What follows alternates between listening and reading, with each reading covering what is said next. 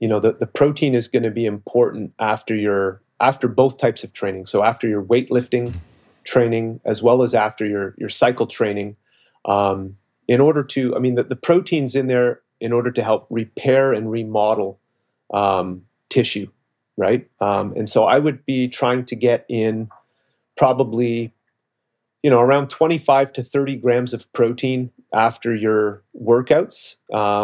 And, again, the other key nutrient to consider is going to be carbohydrate. So I think the amount of carbohydrate to ingest is going to be somewhat dictated by the nature of your training. If you're doing, like, let's say, a lot of volume, particularly endurance volume, where you're likely going to be depleting your muscle glycogen stores, then you definitely want to make sure that you're ingesting sufficient carbohydrate afterwards in order to replenish those glycogen stores. But perhaps more important than the nutrition is the training itself, right?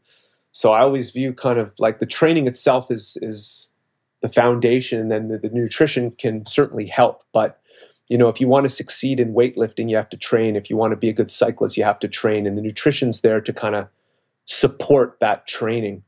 So I would make sure that your training is properly thought out. So, in terms of concurrent training, it's important to have enough, let's say, recovery between exercise bouts. I'd probably do my weight training and cycle training on different days, not on the same day. So that would be one thing to consider. If you're cycling, you're probably spending a lot of time on the bike. But there is some evidence in terms of concurrent training models that something like running is perhaps maybe a little bit more demanding on the body, just because it's got a little bit more impact. There can be more of an eccentric component to the muscle actions versus what you'll get on a bike. So the fact that you're cycling, and I'm assuming spending most of your time on a bike, is maybe a good thing.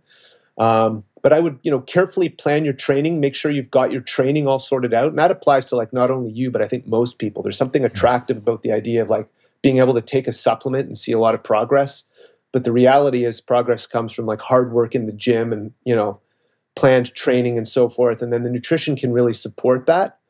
But on its own, it's, you can't eat your way to an amazing physique. You can't eat your way to bigger muscles and look like a bodybuilder. And you can't eat your way to, being a competitive cyclist. You have to do the training and then, implement nutrition to support